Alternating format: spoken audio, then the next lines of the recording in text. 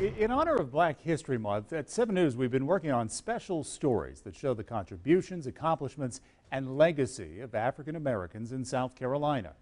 And this evening, Georgia Godfrey has a look at the role Black lawmakers are playing in the State House. She spoke to former and current legislators about the work being done and left to do.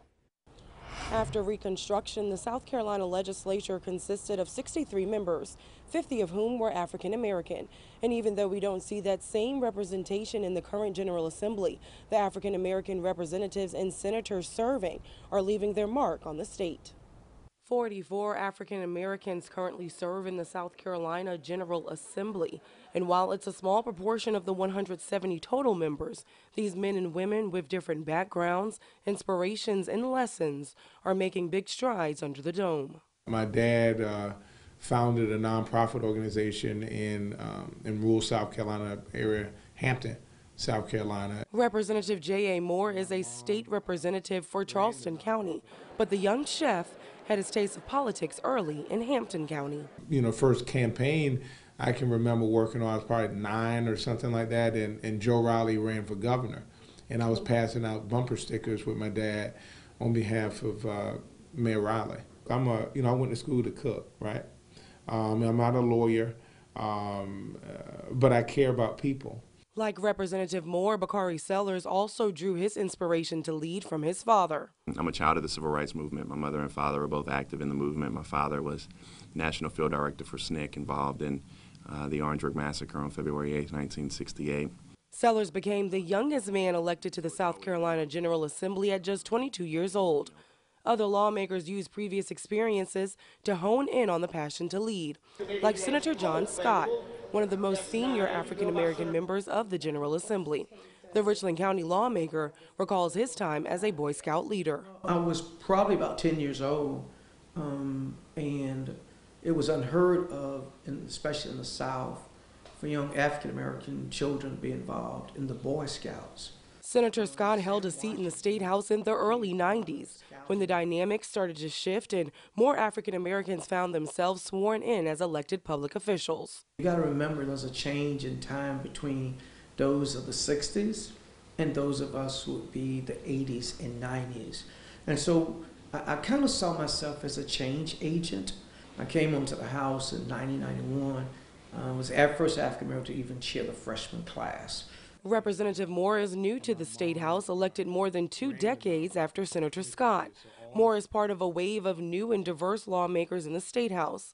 Lawmakers inspired by the need for change and the work of African American leaders, currently serving in the General Assembly, like one of the longest serving African Americans in the House of Representatives. I think at the top of anybody's list would be Gilda Cobb Hunter, just from all of the ground that she's kind of paid for the rest of us to come behind. So these lawmakers also draw on the legacy of those no longer with us. He didn't thrive off of titles, and so he was one that would let me get down and work with the people, find out what's going on in the communities. He was very hands-on. Clemente Pickney was the youngest African American elected to the State House at just 23 years old, a feat that seemed almost impossible for a young Black child from Jasper County. At the time, Representative Juanita White had approached him to run for her position because she was retiring, and he wasn't sure if he had wanted to do it or not.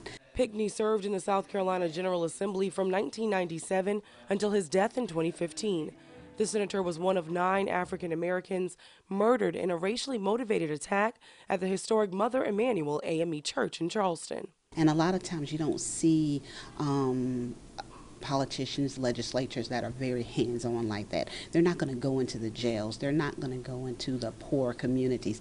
They're not going to go into the schools unless it's some big event or unless they're being recognized. And recognition wasn't something that, Clemente was looking for. He was looking to help people. But even in death, Pickney is still inspiring the next generation of leaders. My sister was ordained a minister.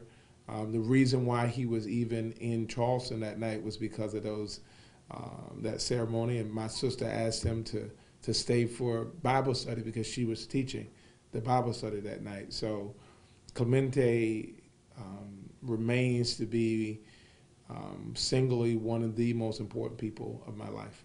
I feel like it allowed me to see the world in a new lens, not ways that normal kids get to see it. You know, I was not only raised in the church, but I was also raised with a sense of political awareness. But for more senior change agents like Senator Scott, it's not about how you get to the State House or where you came from.